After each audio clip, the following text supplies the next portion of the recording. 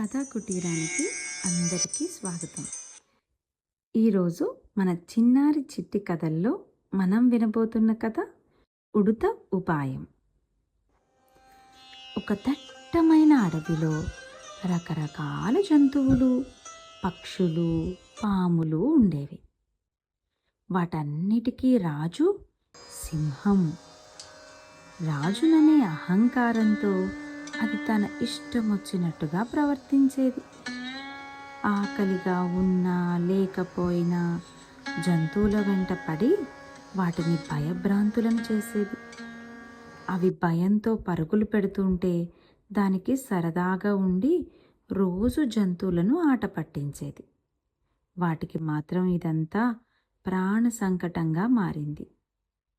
అయితే ఇదంతా రోజు చెట్టు మీద నుంచి గమనిస్తున్న ఉడుత ఒకరోజు ఎలాగైనా సింహానికి బుద్ధి చెప్పాలని గట్టిగా నిర్ణయించుకుంది. సింహం రాజా, నువ్వు చాలా బలశాలివని, నిన్ను చూసి ఎవరైనా భయపడిపోతారని విర్రవీగుతున్నావు గాని నేను మాత్రం అందరిలా భయపడను. కావాలంటే నన్ను పట్టుకో చూద్దాం అంటూ కవ్వించింది. దాని మాటలతో సింహానికి అరికాలి మంట నెత్తికెక్కింది. నా పాదమంత కూడా లేని నువ్వు నన్నే ఎదిరిస్తున్నావా? ఇప్పుడే నీ అంతు చూస్తాను అంటూ దాన్ని పట్టుకోవడానికి ఉరికింది.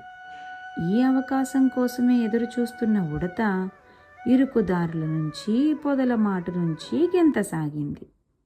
సింహం ఎంత వేగంగా పరిగెత్తినా ఉడత అందకపోవడంతో మరింత వేగం పెంచి దాన్ని వెంబడించింది. అది గమనించిన ఉడత లోయ వెంబడి ఉన్న ఓ చెట్టుపైకి ఎక్కేసింది. వేగంగా పరిగెడుతున్న సింహం ఉడత ఎక్కిన చెట్టును ఢీకొట్టి ఒళ్ళు తూలడంతో స్థిరంగా నిలబడలేక పక్కనే ఉన్న లోయలోకి పడిపోయింది. తన పథకం పారినందుకు ఎంతగానో సంతోషించిన ఉడత జంతువులన్నింటినీ పిలిచి జరిగిందంతా చెప్పింది.